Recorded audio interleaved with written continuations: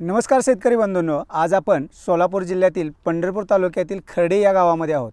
मंडळी, हा पट्टा हा बागांसाठी प्रसिद्ध आहे। या एरियामध्ये द्राक्ष, डाळिंब, पेरू याच्या मोठ्या प्रमाणात बागा आहेत। परंतु आज आपल्यासोबत जे शेतकरी आहेत त्यांनी या बागा न लावता केशर आंब्याची 5 एकरावरती लागवड केलेली आहे। याबद्दलची सविस्तर माहिती आज आपण त्यांच्याकडून घेणार आहोत। तसेच या व्हिडिओच्या माध्यमातून केशर आंब्याची लागवड ते हार्वेस्टिंग टोटल पूर्ण माहिती पाहणार आहोत। मग त्यामध्ये लागवडीचा अंतर असेल, पीक व्यवस्थापन असेल, खत व्यवस्थापन असेल, पाणी व्यवस्थापन असेल, बहार व्यवस्थापन असेल, सेटिंग व्यवस्थापन असेल, कटिंग व्यवस्थापन असेल, सर्व माहिती A to Z पाहणार आहोत। तसेच मित्रांनो, आंबा शेतीमध्ये सध्या एक प्रश्न भेडसावत आहे, तो म्हणजे सनबर्निंगचा। जरी आपली बाग चांगली आली तरी फळावरती जर सनबर्निंग झाली तर त्याची क्वालिटी चांगली राहत नाही व रेट चांगला मिळत नाही। त्याबद्दलची सुद्धा माहिती पाहणार आहोत आणि या व्हिडिओच्या माध्यमातून आपण सनबर्निंग प्रोटेक्शन बॅगबद्दलही माहिती पाहणार आहोत। तसेच जे बॅगचे प्रोडक्शन करतात त्या कंपनीचे सर्वेसर्वा आज आपल्या व्हिडिओच्या माध्यमातून भेटणार आहेत। त्यामुळे निश्चितच आपल्याला चांगलं उत्पन्न घेता येणार आहे आणि फळांची क्वालिटी व्यवस्थित ठेवता येणार आहे। प्रथमतः आपण सचिन मामाणे यांच्याशी चर्चा करूयात की त्यांनी आपल्या एरियामध्ये इतर पर्याय असताना सुद्धा केशर आंब्याची लागवड का केली आणि त्यांना यातून या 5 एकरामधून किती उत्पन्न अपेक्षित आहे याबद्दलची सविस्तर माहिती। नमस्कार सर। नमस्कार। प्रथमतः आपलं परिचय द्या आपला। माझं नाव सचिन मामाणे, मुक्काम पोस्ट खर्डी, तालुका पंढरपूर, जिल्हा सोलापूर। ठीक आहे सर। आपल्या भागामध्ये पाहिलं तर मोठ्या प्रमाणामध्ये डाळिंबीसाठी हा पट्टा म्हणजे प्रसिद्ध होता। तर आपण केशर आंब्याचीच लागवड करायची का निवड केली? आता कसं आहे, डाळिंब आमच्या भागात डाळिंब आहे, द्राक्ष आहे, बाकीची फळांच्या बागा भरपूर आहेत। पण आंबा हे आंब्यामध्ये केशर आंबा हे जे आंबा शेवटी फळांचा राजा आहे आणि आंब्याची लागवड आपण आपल्या शेजारी शिरबाई म्हणून गाव आहे सांगोला तालुक्यात, तेथील आपल्याला संग्राम माने साहेब ह्यांची आपली भेट झाली माझी त्यांनी मला आंब्याबद्दल माहिती दिली। मग त्यानंतर मी ठरवलं की आपण आता डाळिंब आणि द्राक्ष ह्या पिकाकडे न वळता आंबा हे पीक आपण आपल्या शेतामध्ये करायचं। तर मागील जवळपास 2.5 वर्षापूर्वी मी आंब्याची 5 एकर लागवड केली। लागवड माझी केल्यापासून आत्ता माझं पहिलं पीक हार्वेस्टिंगला एक अगदी 10-12 दिवसात येतं आहे। तर ते पहिल्यापासून हार्वेस्टिंगपर्यंत मला पूर्ण मार्गदर्शन लाभलं ते संग्राम माने साहेबांचं। ठीक आहे। पूर्वी कोणती तुम्ही पिकं घेत होता? पूर्वी म्हणजे काय आहे, माझी शेती होती शिरबाई गावातच होती, तिथे मी डाळिंब बघितले, सीताफळ बघितले आणि त्याच्यानंतर ह्या शेतीत मी आंब्याची लागवड केली। ओके, म्हणजे पूर्वी तुमच्याकडे डाळिंबची वगैरे होती का? डाळिंब होती, सीताफळ होती। काय सांगाल दोन्ही शेतीमध्ये तुम्हाला काय फरक जाणवतोय? आता ह्या आंब्याच्या शेतीमध्ये डाळिंबापेक्षा सीताफळापेक्षा कष्ट तर प्रत्येक पिकाला आहेच, पण पाणी कमी लागतं, प्लस ह्याचं उत्पन्न चांगलं आहे आंब्याचं। हो। काय अपेक्षित उत्पन्न आहे यावर्षी तुम्हाला? उत्पन्नाच्या अपेक्षित म्हणजे माझी 2.5 वर्षाची झाडं आहेत। झाडाला माझ्या 8 ते 10 किलो माल आत्ता निघतोय। 2,500 झाडं आहेत, त्यातली छोटी मोठी धरून 200-300 वजा केली तरी 2200-2300 झाडाला माझा 10 किलोच्या आसपास माल निघेल। म्हणजे माझ्या अंदाजानुसार एक 22 ते 25 टन माल निघेल। 22 ते 25 टन। सध्या मार्केटमध्ये काय रेट आहेत? आता मार्केटचा रेट शेवटी शेतकऱ्याच्या बाबतीत असं झालं आहे, शेतकऱ्यानं फक्त पिकवायचं आहे। मार्केटला आपण काय रेट येईल, काय कसा येईल आपण आत्ता तर काय अंदाज लावू शकत नाही। पण आता बरेच शेतकऱ्यांच्या म्हणण्यातनं आलं की हार्वेस्टिंग आपलं पहिल्यांदा होणार आहे, त्यामुळे आपल्याला 200+ रेट मिळेल अशी अपेक्षा। काय फवारण्या वगैरे किती करावं लागतात? काय आंब्याला फवारण्या फार कमी आहेत, द्राक्षेपेक्षा फार कमी फवारणी आहेत आंब्याला। आंब्याची फवारणी औषध पण आंब्याची जी लागतात ती इतके काय मार्केटला महाग नाहीत, रेग्युलर रेटमध्ये औषधं आहेत। फक्त ह्याचं सेंद्रिय म्हणण्यापेक्षा ऑर्गॅनिक आंबा करतोय आपण। पाहिलं तर मी रस्त्याने येत असताना तुमचा म्हणजे पेट्रोल पंपही पाहिला आणि व्यवसायही पाहिला, मोठ्या प्रमाणात तुमचा व्यवसाय आहे। मग तुम्ही आंब्याची शेती निवडण्यामागं कारण काय होतं? आता शेती हा माझा पारंपरिक व्यवसाय नाही. बरं. मी लहानपणापासून म्हणजे माझं शिक्षण पूर्ण झाल्यानंतर माझं ग्रॅज्युएशन पूर्ण झाल्यापासून मी आमचा घरचा व्यवसाय होता सिमेंट पाईप बनवायचा. सिमेंट पाईप फॅक्टरी युनिट आहे, पेट्रोल पंप आहे. पण हे 2 व्यवसाय बघत बघत मला शेतीची गोडी लागली आणि त्यात मग डाळिंब, द्राक्षे किंवा सीताफळ हे पिकं घेण्याऐवजी आंबा हे पीक मी निवडलं. का निवडलं तर आंब्याला मी आता पहिला जी चर्चा ऐकलेली आंब्याची ते आत्ता बघतोय मी, आंब्याला कमीत कमी मेहनत आहे. मेहनत खूप नाही आंब्याला, त्यासाठी आंबा हे पीक निवडलं मी. सध्या तुम्ही आता मग हे रासायनिक करताय पूर्णपणे की म्हणजे दोन्ही मिक्स चालू आहे तुमचं, ऑर्गॅनिक प्लस रासायनिक? आता सध्याच्या ह्याच्यात काय झाले, रासायनिक शिवाय एक 30-40% रासायनिक वापरल्याशिवाय कोणतंही असू दे, कोणतंही उत्पन्न पूर्णपणे ऑर्गॅनिक करू शकत नाही. 30-40% रासायनिक, 60% ऑर्गॅनिक. किती खर्च झाला साहेब पूर्ण बागेसाठी आपल्याला यावर्षी? पूर्ण बागेसाठी फळ धरल्यापासून फवारणी आणि लिक्विड खतं औषधं सोडणे ह्यासाठी जास्तीत जास्त 70,000 ते 80,000 रुपये खर्च झाला. आता या बॅक साईडला आपल्याला या बॅगा लावलेल्या दिसतात, या बॅगाबद्दल काय सांगाल, म्हणजे कशासाठी लावले? ह्या बॅग ज्या आहेत ह्या सनबर्निंगपासून वाचवण्यात ह्याचं फार मोठं योगदान आहे. ह्या बॅगाचं आम्ही मागच्या आठवड्यात ज्यावेळी आपल्याकडं खूप ऊन पडायला लागलं त्यावेळी आम्ही फळावर असा डाग यायला लागला सनबर्निंगचा, म्हणजे उन्हाच्या प्रकाशानं डाग यायला लागला. तर तो डाग त्यासाठी वरनं पूर्ण आच्छादन करण्याऐवजी हे फळापुरतं बॅगिंग केलं की ते फळ अगदी व्यवस्थित राहते असं ते ऐकण्यात आलं. मग आम्ही ते बॅगिंग केलं. कुठून मिळाली बॅग वगैरे? हे बॅग नाशिकला ह्याचा ॲड्रेस मिळालेला, मग त्यांना कॉन्टॅक्ट केलं आणि त्यांनी त्यांच्याकडून ही बॅग परचेस केली. सनबर्निंग म्हणजे असे डागापासून संरक्षण होते काय? हां, हे सनबर्निंगचं फळ आहे. हे असे डाग पडला की हे फळ खाली गळून पडतंय, त्यामुळं हे जर बॅग लावली तर हे असं डॅमेज होत नाही. ठीक आहे, त्यासाठी केले. टोटल या 5 एकरावरती किती रोपांची लागवड केलेली आहे? टोटल ह्या 5 एकरामध्ये 12x6 वरती लागण आहे. 2,500-2,500 रोपं प्लांटेशन केलेत. ठीक आहे, म्हणजे आता हे योग्य अंतर आहे काय सांगाल? आता पूर्वी पद्धत होती आंब्याची 30x50, 40x30, 20x20. तर ह्या पद्धतीमध्ये कसं होतं, थोडक्यात आजोबांनी झाड लावायचं, नातवानं खायचं.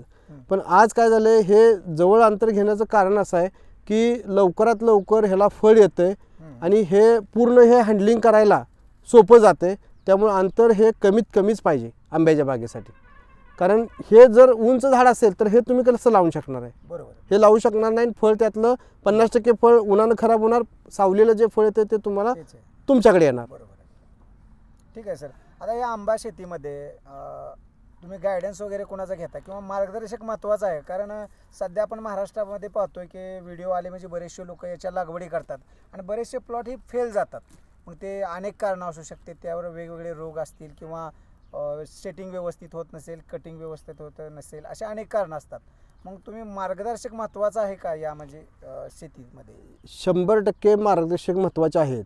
आणि आंब्याच्या बाबतीत कुठल्याही फळझाडाच्या बाबतीत, त्यातल्या त्यात जास्त आंब्याच्या बाबतीत ज्या टायमात जी गोष्ट त्या झाडाला करायची आहे, सपोज तुम्हाला शेणखत घालायचं आहे, छाटणी करायची आहे, झाडाला हे हार्वेस्टिंगच्या अगोदर हे बॅग लावायचे आहे, हे जे आहे ते त्या टायमात जर केलं तरच हे पुढं असं आपल्याला दिवस बघायला मिळतील. जर तुम्ही आजच्या ऐवजी 4 दिवस लेट केलं तर हे उत्पन्न येऊ शकत नाही. तुम्ही सध्या कोणाकडून मार्गदर्शन घेता? माझ्याकडं माझ्या शेजारी, जिथं आमच्या खर्डीच्या शेजारी शिरभाई म्हणून गाव आहे, तिथं संग्राम माने म्हणून आहेत. त्यांनी अगदी लागवड करण्यापासून माल हार्वेस्टिंगपर्यंत पूर्ण आत्तापर्यंत मला त्यांची मदत झालेली आहे. त्यांनी मला सगळं गायडन्स केलेलं आहे आणि त्यांच्याकडूनच रोपं घेतली. त्यांनीच मला सगळं कन्सल्टिंग केलं आणि त्या कन्सल्टिंगच्या माध्यमाने पण त्यांनी जे शेड्यूल दिलं आहे ते शेड्यूल कधीही चुकवलेलं नाही. त्या शेड्यूलमुळं हे असं आज दिसतंय तुम्हाला. तर सध्या आपण पाहतोय की चांगलं नियोजन आहे, सध्या मालही बऱ्यापैकी चांगला आहे. हो. तर अपेक्षित उत्पन्न तुमचं म्हणजे 25 टनापर्यंत आहे. हो. ठीक आहे. तर इतर शेतकऱ्यांना काय सल्ला द्याल की तुम्ही याची लागवड करावी किंवा कसं आहे ही शेती? माझ्या तर मते आंबा लागवड खूप लोकांनी करावी आणि प्रोसेसिंग युनिट वगैरे आपल्या इथं मार्केट आंब्याचं तयार झालं पाहिजे. आपल्या तालुक्यात पहिलंच डाळिंबाचं मार्केट आहे, सीताफळाचं मार्केट नवीन झालेलं आहे, द्राक्षाचं मार्केट आपल्या इथून बाहेरच्या राज्यातली लोक घेऊन जातात.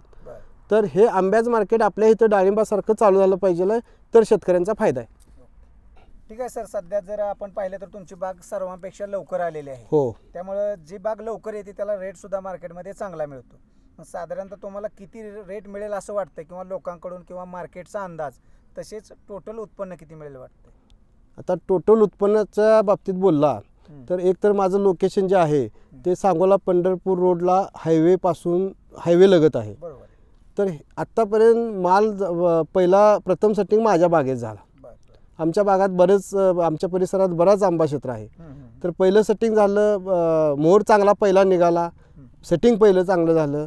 आणि आता तर 200, 250, 300 ग्रॅमच्या प्लस साईज झाल्या. बरोबर. 300 ग्रॅमच्या, आता ह्या बॅगेमुळे दिसत नाही तुम्हाला, 300, 350 ग्रॅमच्या प्लस साईज झाल्या. आता हे सगळं असताना बरेच लोक बाग आहे म्हटल्यानंतर चला बघायला म्हणून येतात, कारण रोडनं माझी बाग दिसते. तर प्रत्येक शेतकऱ्याने मला वेगवेगळा विचार मांडला आहे. कोण म्हणते 200, 150 प्लस जाईल, कोण म्हणते 1.25 प्लस जाईल. आणि बरेच लोकांच्या म्हणण्यात आले की तुमच्या बागेला तुमचं एकदम अर्ली म्हणजे एकदम लवकर यायला लागले. जसं की बघा, आता अक्षय तृतीया आपली पुढल्या महिन्यात आहे 30 एप्रिलला. तर मार्च एंडिंग एप्रिलला माझं हार्वेस्टिंग 2 टप्प्यात संपेल असं शेतकऱ्यांचं म्हणणं आहे, म्हणजे जे बघाय व्हिजिटर आले ते त्यांचं. त्यामुळे मला 200 प्लस रेट मिळेल असं त्यांनी शक्यता वर्तवलेली आहे, जे जुने आणि अनुभवी शेतकरी आहेत. ह्या वर्षी काय झाले, थोडंसं आंब्याला मधल्या थोडा पाऊस झाला, त्या दरम्यान बरेच बागांचे मोहर करपले, काही जणांचे सेटिंग झालं तर ते गळून पडलं, काही जणांचे नवीन मोहर निघाले. आणि काय अनावश्यक लोकांनी काय काय फवारण्या केल्या, आणि म्हणजे अगदी नको असलेल्या सुद्धा फवारण्या लोकांनी केल्या. त्यामुळे काय झाले, बरेच लोकांची बागा उत्पन्न एकदम कमीवर आले. फेल गेल्या म्हणण्यापेक्षा उत्पन्न एकदम कमी आले, सेटिंग खूप नाही. त्यामुळं ह्या वर्षी आंब्याला रेट हा मार्केटला चांगला राहणार आहे. त्यातल्या त्यात ज्याचा पहिला येतोय त्याला तर 200 प्लसच रेट राहणार आहे असं सगळ्या शेतकऱ्यांचं म्हणणं आहे. तर निश्चितच शेतकरी बंधूंनो, सचिन मामाने त्यांनी कशी लागवड केली याबद्दल माहिती दिलेली आहे. तर त्यांचं अपेक्षित उत्पन्न साधारणतः 25 टनापर्यंत आहे, आणि दर हा 200 रुपयेपर्यंत मिळेल असं त्यांना वाटतं आहे. तर निश्चितच त्यांना यामधून चांगलं उत्पन्न मिळू शकणार आहे. तर सर, आता सध्या आपण पाहतो की आपल्या मागं हे कवर लावलेले आहेत. तर हे आपल्यासाठी नवीन आहे, कारण मागील काही दिवसामध्ये आंब्याच्या बागेमध्ये असे कवर पाहायला दिसत नव्हते. बरोबर. तर हे काय आहे थोडंसं सांगा. तर आपण जे हे बघत असाल तर हे फ्रूटगार्ड कंपनीचं आपल्याला बॅगिंग केलेले हे क्रॉप कवर आहे. तर ह्या क्रॉप कवरचा फायदा एकच आहे की उन्हाचा चट्टा, सन बर्निंग किंवा आपल्याला फळमाशीचा प्रादुर्भाव असेल, चिकट्या, मिलीबाग आणि इथून पुढे होणाऱ्या रासायनिक कीटकनाशकांचा अतिवापर, कारण की रासायनिक कीटकनाशकांचा 100 ग्रॅमच्या पुढे ज्यावेळेस बागेमध्ये आपलं फळ जाईल साईजला, आणि त्याच्यावरती जर रासायनिक कीटकनाशकांचा चिकट्या माव्यासाठी अतिरेक वापर झाला तर फळांची साईज आणि सालीवरती जास्त स्कॉर्चिंग येऊन ते फळ साईज घेत नाही. त्याच्यासाठी अनावश्यक फवारणीचा खर्च, किडींचा फळमाशीचा प्रादुर्भाव असेल, मिलीबाग असेल, चिकट्या रोग असेल, तर ह्याच्यासाठी बचाव करण्यासाठी आपल्याला हे फ्रूटगार्डचं क्रॉप कवर आपल्याला वापरायला पाहिजेच.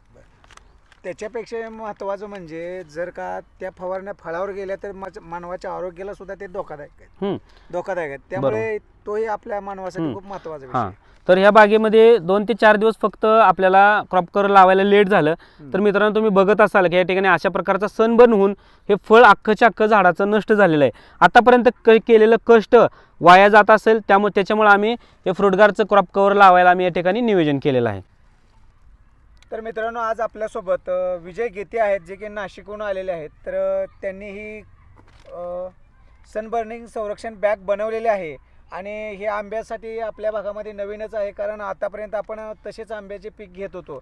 परंतु यांनी ही जी बॅग आणली आहे ती खूप शेतकऱ्यांसाठी फायदा देणारी आहे. तर त्यांच्याबद्दल, त्या बॅगबद्दल अधिक माहिती आपण गीते साहेबाकडून घेऊया. नमस्कार, माझं नाव विजय गीते, राहणार नाशिक.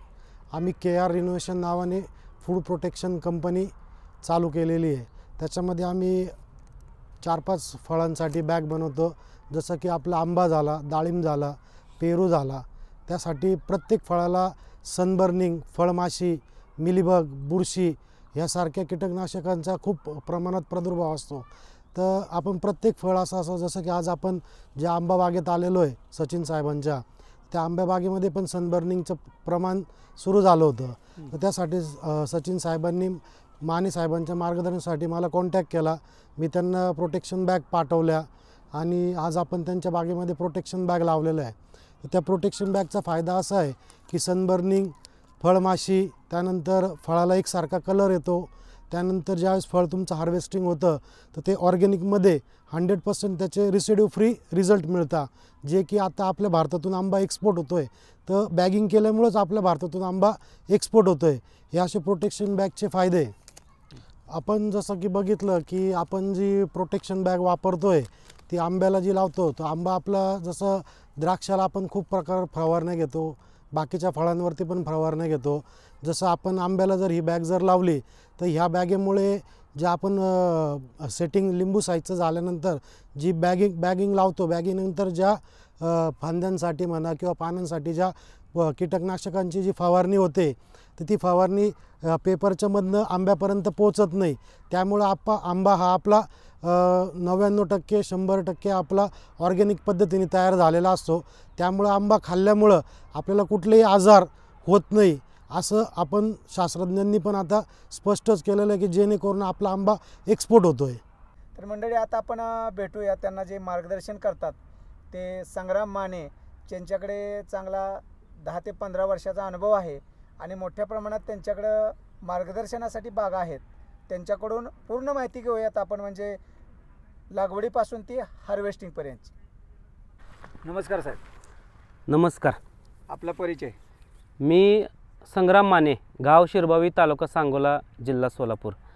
तर पुन्हा एकदा आपल्या ह्या शेती गुरुजी यूट्यूब चॅनलवरती पुन्हा एकदा मला ह्या व्हिडिओच्या मार्फत किंवा गोडसे साहेबांच्या चॅनलवरती मला मागच्या 3 ते 4 वर्षापूर्वी अशीच एक यशोगाथा झाली होती. हां, माननीय श्री प्रभाकर पवार सर आमच्या गावामधलेच त्यांच्या बागेतली ती यशोगाथा झाली आणि त्या यशोगाथेच्या निमित्तानं गोडसे सर आणि माझी चांगली ओळख झाली. त्यावेळेस बऱ्याच वेळा त्यांचं माझं बाकीच्या आंब्याविषयी चर्चा होतेच. तर आज या ठिकाणी मामाने साहेबांच्या प्लॉटवरती व्हिजिट आले आणि आपल्याला अशी वेळ प्रसंग घडला, मामाने साहेबांनी गीते साहेबांच्यामुळं ह्या बागेमध्ये फिरून एकदा आपल्याला व्हिडिओ काढण्याचा प्रसंग घडला. तर या ठिकाणी मी सगळ्यांचं मनपूर्वक धन्यवाद करतोय. काय सांगाल सर, सध्या यांचा 5 एकरावरती प्लॉट आहे, कसा आहे प्लॉट, काय सांगाल?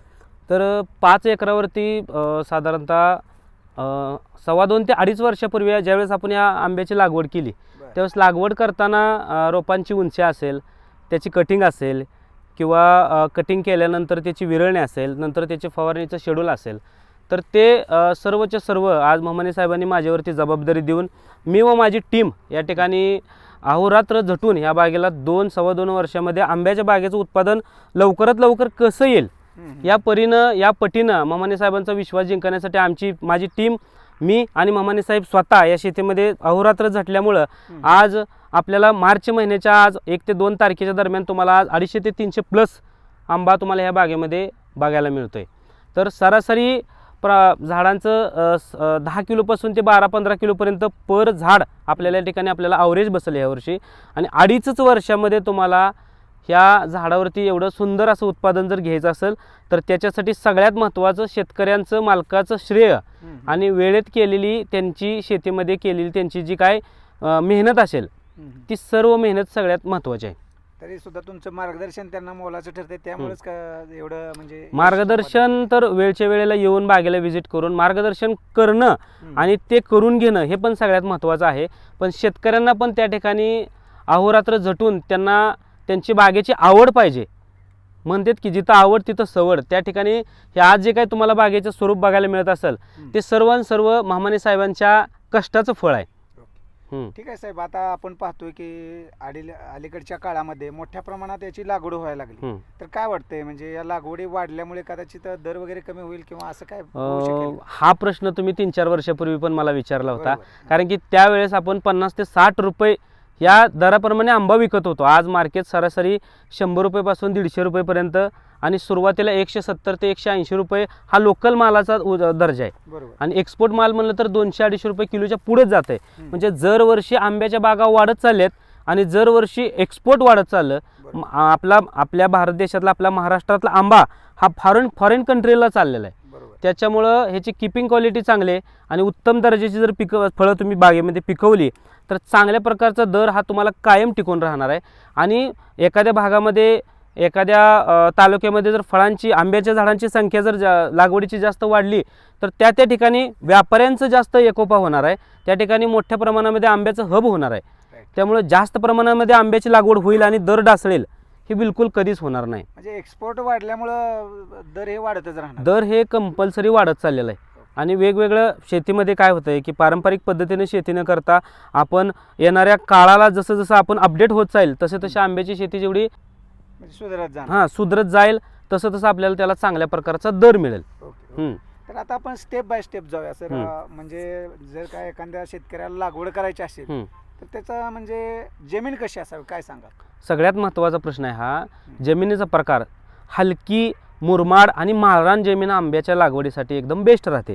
कारण की माळरानावरती ज्यावेळेस आपण आंब्याची लागवड करेल त्यावेळेस त्या ठिकाणी पाण्याचा निचरा असेल, बागेला रेस्ट पिरियड असेल, ताण व्यवस्थापन असेल, तर ह्या सगळ्या गोष्टीमधनं आंब्याची बाग सक्सेस होते. कारण की आज जो तुम्ही हा 5 एकराचा प्लॉट बघताय हा पूर्णच्या पूर्ण खडक आणि माळरानावरती आंब्याची बाग या ठिकाणी डेव्हलप केलेली आहे.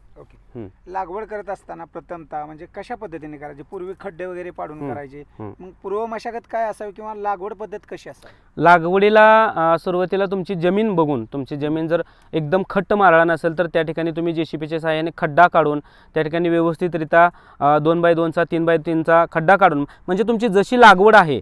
आजकाल आपण पारंपरिक पद्धतीनं लागवड न करता अल्ट्रा हाय डेन्सिटी प्लांटेशन करतोय. म्हणजे 2 वळीतला अंतर आणि 2 झाडातलं अंतर हे कमी करून झाडांची संख्या वाढवलेली आहे. त्याच्यामुळे आपल्याला लागवड करताना 2 ओळीतलं जे अंतर आहे, जी लाईन आहे ती पूर्ण चर पद्धत आपण JCBच्या सहाय्याने पोखरून त्या ठिकाणी आपण ती आंब्याची लागवड करायची. त्या महाराष्ट्रामध्ये कोणत्या वाणाची जास्त लागवड होते किंवा कोणत्या वाणाला जास्त मार्केटमध्ये दर आहे. तर महाराष्ट्रामध्ये जसं बघायला गेलं की प्रामुख्यानं आंब्याची शेती ही पहिली कोकणामध्ये व्हायची. कोकणामध्ये आपण आंब्याची शेती बघितली असेल तर फक्त आणि फक्त कोकणामध्ये हापूसच पिकतो. मग कोकणामध्ये जसा हापूस पिकतो तसं आपल्या क्लायमेटमध्ये आपल्या टेम्परेचरमध्ये 40, 45, 47 टेम्परेचरमध्ये सुद्धा आपल्याला हापूस या वाणाची आपण निवड केली तर त्याची फळगळ होते. सुरुवातीला मोहर लवकर निघत नाही. त्यामुळे आपण आपल्या भागामध्ये आपल्या टेम्परेचरमध्ये फक्त आणि फक्त केशर आंबा निवडायचा. लागवडीसाठी साधारणतः किती दिवसाचं रोप वापरावं किंवा किती त्याची हाईट असावी किंवा किती कालावधीचं रोप असावं. रोपांची निवड करताना सुरुवातीला त्या रोपांचा मदर प्लांट बघणं गरजेचं आहे शेतकऱ्यांनी. कारण की कुठून पण कशी पण रोपं आणायची आणि ती लागवड करायची आणि 2 ते 2.5 वर्षानंतर ज्यावेळेस तुम्ही लागवड केलेल्या रोपांना ते केशर नाही आहे, इतर व्हरायटीचं झाड आहे किंवा त्याला गुच्छा आला, मॉलफॉर्मेशन आला, डिंक्या रोग आला, हा रोगराई तुम्ही 2.5 वर्षानंतर तुम्हाला ज्यावेळेस समजेल त्यावेळेस तुमच्या लक्षात येईल की त्यावेळेस वेळ निघून गेलेली असेल. आणि आजकालचं हे युग आहे हे स्पर्धेचं युग आहे. त्यामुळे ह्या युगामध्ये आपल्याला वेळ घालवणं हे बरोबर नाही आहे.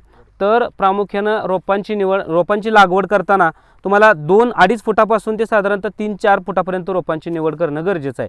कारण की हाय डेन्सिटी प्लांटेशनमध्ये आपण ज्यावेळेस लागवड करतो, लागवडीचा जो बेस ठेवतो, जो अंतर ठेवतो, त्याच्यामध्ये त्याची छाटणी सगळ्यात महत्त्वाची गरजेची आहे. छाटणी करताना तुम्हाला कमीत कमी 2.5 फूट उंचीचं रोप पाहिजे. ज्यावेळेस तुम्ही 1 ते 1.5 फुटाला बागेची छाटणी कराल त्यावेळेस छाटणी केल्यानंतर झाडाची उंची घटते आणि जमिनीला टेकलेल्या फांद्या, जमिनीला लोळलेल्या फांद्या, त्याच्यावरती येणारी फळं ही काळी पडतात, खराब होतात. त्याच्यामुळे तुम्ही कमीत कमी 2 ते 2.5 फुटावरती बागेची छाटणी करायची. त्याच्यासाठी तुम्हाला 2.5 ते 3.5-4 फूट उंचीचं रोप लावणं गरजेचं आहे. साधारणतः आता ज्यावेळेस लागवड करतो आपण त्यावेळेस योग्य अंतर किती ठेवावं. लागवडीचं अंतर साधारणतः आता माझ्या कन्सल्टिंगमध्ये माझ्या मार्गदर्शनाखाली टोटल 500 ते 600 एकर आंबा आहे.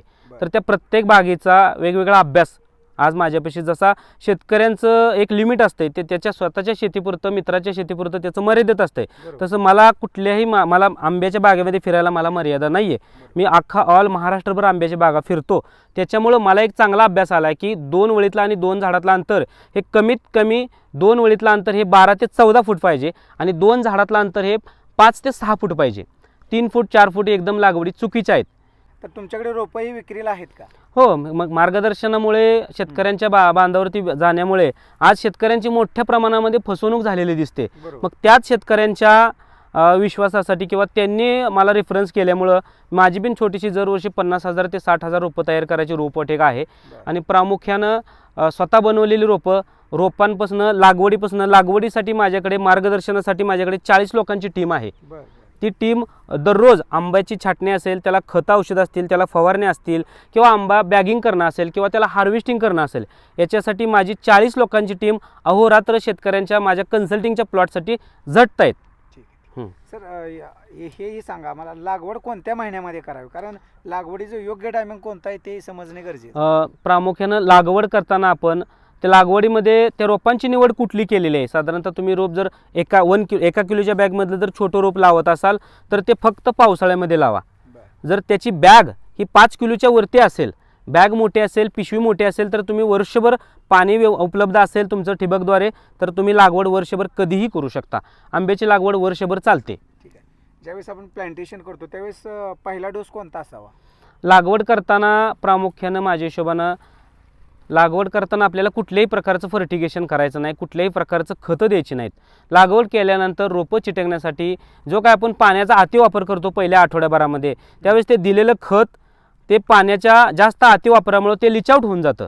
त्याच्यामुळे लागवड केल्यानंतर 15 ते 20 दिवसानंतर ज्यावेळेस रोप ॲक्टिव्ह होईल, त्याचा शेंडा चालू होईल, त्यावेळेस तुम्ही प्रॉपर फर्टिगेशन झाडाला करणं गरजेचं आहे। सिंचन व्यवस्था कोणती वापरावी? ठिबक सिंचन योजना, कारण की सिंचनामध्ये आपल्याला प्रामुख्यानं लागवड करताना दोन्ही बाजूला लॅटरल आपल्याला सुरुवातीच्या टायमिंगला एकच लॅटरल वापरायचे आणि नंतर उत्पादनावरती 1 ते 1.5 वर्षानंतर बाग येईल त्यावेळेस त्याला दोन्ही बाजूनं पाणी आपल्याला सोडायचं आहे। ड्रिपर किती ठेवायचं साधारण किती?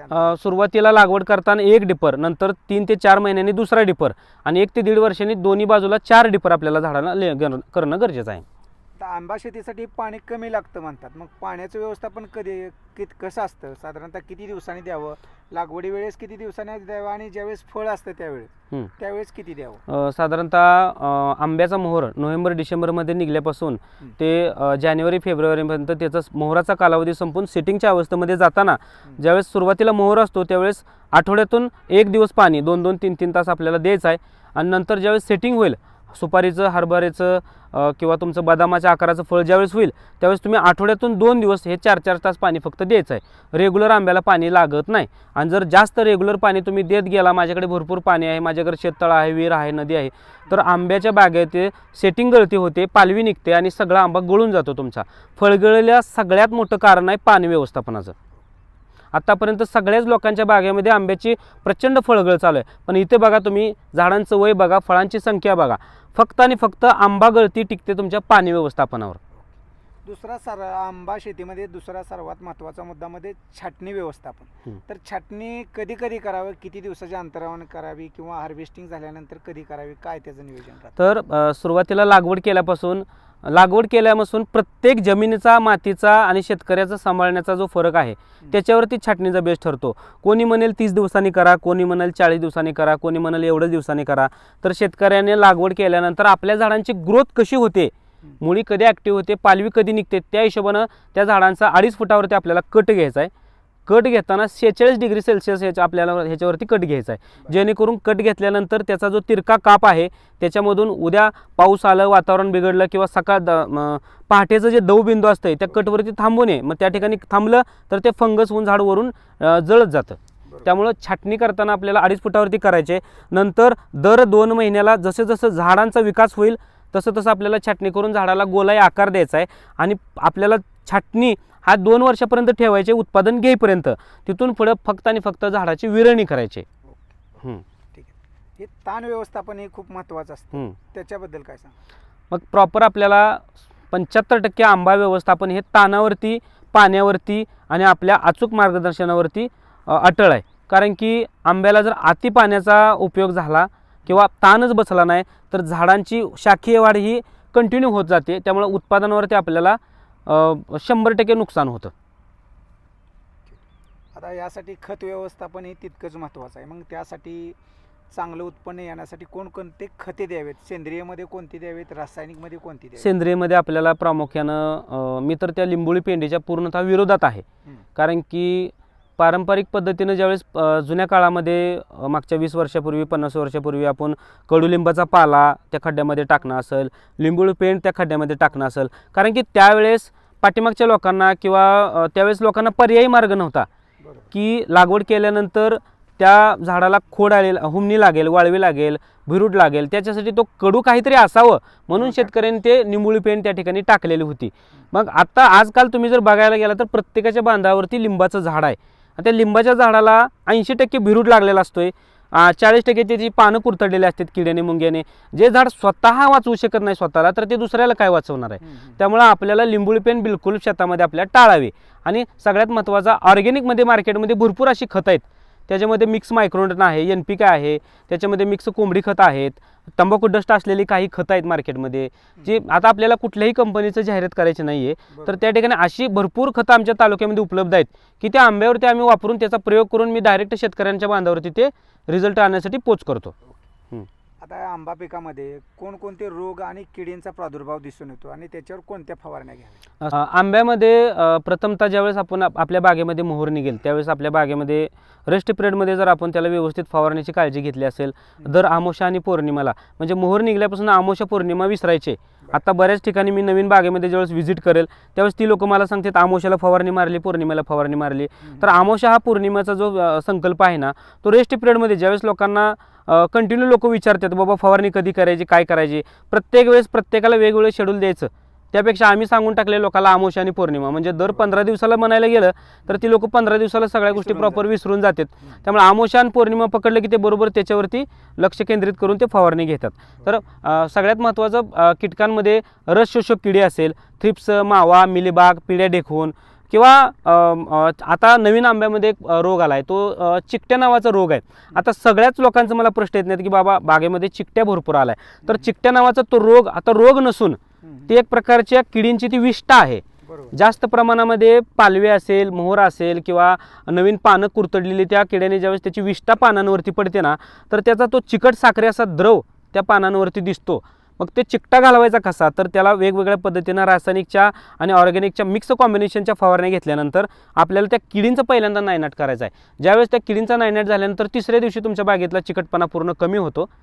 त्यामुळे चिकट्या रोग हा आपला तुम्हाला गायब होऊ शकतो त्यावेळेस.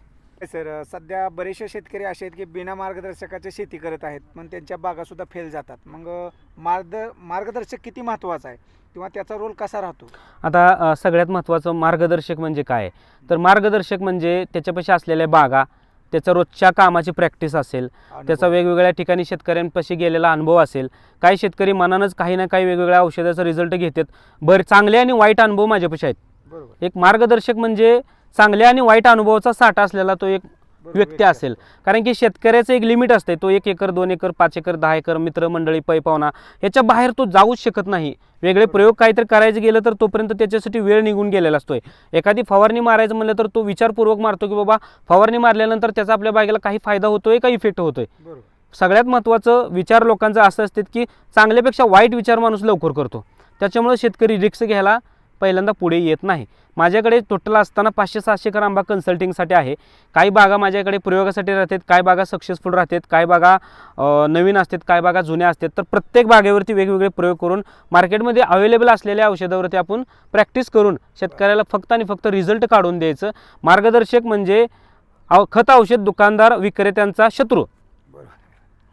मार्गदर्शक म्हणजे खत औषध विक्रेत्या दुकानदाराचा शत्रू. कारण की शेतकरी ज्यावेळेस एखादा आंबा गळला आणि दुकानदाराकडे गेला तर ते दुकानदार पहिल्यांदा त्याच्याकडे 30-40 हजाराची लिस्ट काढतो आणि हा डोस टाका म्हणतो. मग तुमचा आंबा थांबेल. अनावश्यक खर्च, अनावश्यक औषधं ज्याच्यामागे जास्त मार्जिन आहे ते खत औषध विक्रेता त्या शेतकऱ्यांच्या माथी मारतो. शेतकऱ्याचं विक्रेचं शेतकऱ्यांच्या उत्पादन किती येतं त्याच्याशी त्याचं काही घेणं देणं नसतंय. त्याच्या फक्त स्वतःचा स्वार्थ आणि ज्याच्यावरती जास्त मार्जिन मिळतं, ज्याच्यावरची जास्त फायदा मिळतो ते खत औषध विक्रेता दुकानदार शेतकऱ्यांच्या माती औषध मारतात. काय सांगाल, साधारणतः एखाद्या शेतकऱ्याने 1 एकर क्षेत्र लावलं तर त्याला वर्षाकाठी किती उत्पन्न या आंबा शेतीमधून मिळू शकतं? जसं द्राक्षाची शेती आहे, डाळिंबाची शेती आहे, तसं आंब्याची शेती आज फार्मामध्ये आलेले. तर कमीत कमी आपल्याला 3 लाखापासून सुरुवातीला वयाच्या दुसऱ्या वर्षी 2.5 ते 3 लाखापासून जास्तीत जास्त 10 ते 12 लाखापर्यंत आपण प्रति एकर आंब्याच्या उत्पादनामधून आपण चांगल्या प्रकारचं उत्पादन घेऊ शकतो. आता 10 ते 15 लाख घेणारा शेतकरी हा अल्प उत्पादक किंवा 1-2 एकर करणारच असतोय. ज्याची 10-10, 20-20, 30-30 एकर शेती आहे त्याला व्यवस्थित हँडलिंग करणं असेल, किंवा प्रॉपर लेबरचं प्रॉब्लेम असेल, फवारणीचं नियोजन असेल, सगळ्याच गोष्टी अचूक त्याच्या घडत नाहीत. त्यामुळं जे अल्पभूधारक शेतकरी आहेत, ज्याची 1 2 एकर शेती आहे, त्यांनाच 5 10 लाख 20 लाखाच्या पुढं उत्पादन भेटलं. ज्याचा जो जास्त मोठा शेतकरी आहे त्याला 3 लाखाच्या 2.5 लाखाच्या वरती उत्पादनच भेटत नाही आणि तोच सगळ्यात बोंबा मारतो की मी एकाचं ऐकलं 15 लाख झाले आणि माझे 3च होते. कारण तोच आहे की पारंपरिक पद्धतीनं तो विचार करतो की आंब्याला काय लागत नाही, त्याला कुठलं औषध लागत नाही, त्याला कुठलं फवारा लागत नाही, त्याला फक्त पाणी दिले की येतं. मग ते त्याला काय दिलं नाही म्हणजे ते पण आपल्याला काय देत नाही. त्यामुळं आंब्याची शेती जर चांगल्या पद्धतीनं आवडपूर्वक जर केली तर हमखास तुम्हाला लाखो आणि लाखात पैसे मिळतील आणि तुम्ही लवकरच लखोपती व्हाल. आणि महत्त्वाचं काय आहे की आजकालचं हे युग हे स्पर्धेचं युग आहे. हे आंब्याची बाग लावल्यानंतर 5 10 वर्षात हे पैसे मिळवायचे आणि परत निवांत बसायचं. आयुष्यभर पैसे मिळवायचे असतील तर तुम्ही द्राक्ष, डाळिंब, केळी, पपई, चिक्कू, पेरू लावा. तुम्हाला थोडक्या दिवसात जर जास्त पैसे मिळवायचे असतील आणि पुढच्या लाईफ ही तुम्हाला निवांत आणि आरामदायी जगायचं असेल तर आंब्याची बाग अवश्य निवडा. तर शेतकरी बंधूंनो, आज आपण माने साहेबांच्या प्लॉटमध्ये आलो. तसेच माने साहेबांची आपलं लागवडीविषयी माहिती घेतलेली आहे. तसेच क्रॉप कव्हरविषयी आपण विजय गीतेंशी बातचीत केलेली आहे. त्यामुळे निश्चितच मित्रांनो, जर का आपल्याला लागवड करायची असेल तर तुम्ही माने साहेबांशी कॉन्टॅक्ट करा आणि जर का आपल्याला क्रॉप कव्हर हवे असतील तर गीते साहेबांशी आपण संपर्क करू शकता आणि चांगल्या पद्धतीचं आपल्या शेतीमधून उत्पन्न घेऊ शकता. धन्यवाद. धन्यवाद.